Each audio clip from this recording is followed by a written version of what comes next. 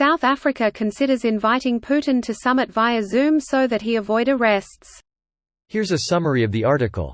Putin and South African President Cyril Ramaphosa. Photo from press service of the President of RF. South Africa will invite Russian President Vladimir Putin to attend the BRICS summit via Zoom rather than in person after the ICC issued an arrest warrant for the Russian president.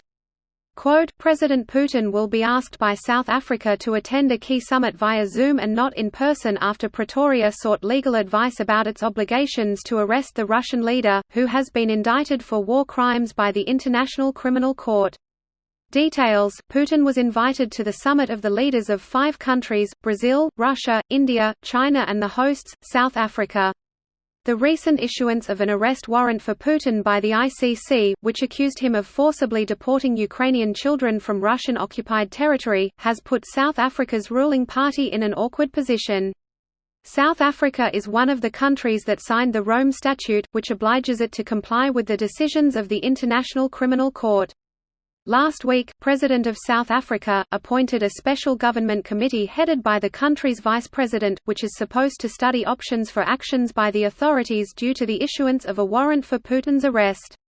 At a press conference with President of Finland Sauli Niinisto, South African President Cyril Ramaphosa said that the ruling party had decided that South Africa should withdraw from the International Criminal Court, which last month issued an arrest warrant for Russian President Vladimir Putin.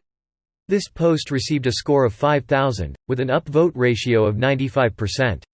Here are the top comments in response to this article. Is Zoom still operating in Russia, or do they get sanctioned by allowing this? Their HQ is in California. I'm under the impression that Putin is aware of VPNs.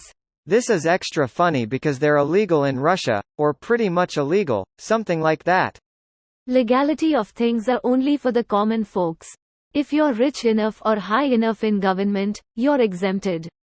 Exception being if you're a rich person who actually gives a shit about people. If you're greedy, they don't care, but if you're trying to push for progressive change, you'll probably get assassinated. Why is South Africa protecting Putin? They should invite him, telling him everything will be alright, and then jail that genocidal criminal. As someone whose family got out of South Africa, it's par for the course. Why did your family leave South Africa? We were scared what would happen to the country when Mandela died. We were big fans of the man and thought he was the only one who could bring the country together.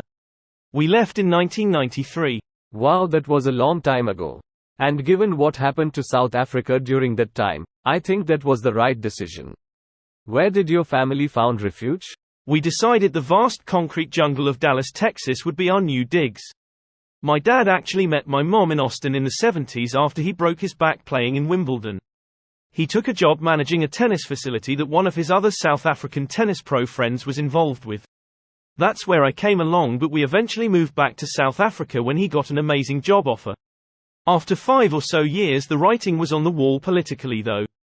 Hey, thanks for answering. Tennis is pretty cool. I'm glad your father managed to find a nice job after moving, but it's a shame about his back. Was there already load shedding when you left South Africa? No, there was no such thing at the time. Hard to envision. My uncle is in Johannesburg and is currently experiencing 9 hours of load shedding a day. It's hard to keep his business going, apparently. Sad face. Russia's president can no longer effectively represent his people on the world stage. Time for new leadership. For their sake, the oblasts populated primarily by minorities should declare independence if Russia loses in Ukraine. Those people were only roped into the war because the land of their ancestors were annexed by Moscow, just like Ukraine is experiencing now. There was a minor independence movement in Russia's easternmost region in the 2010s, if I recall, though obviously for different reasons. This video was automatically created by Reddit to speech.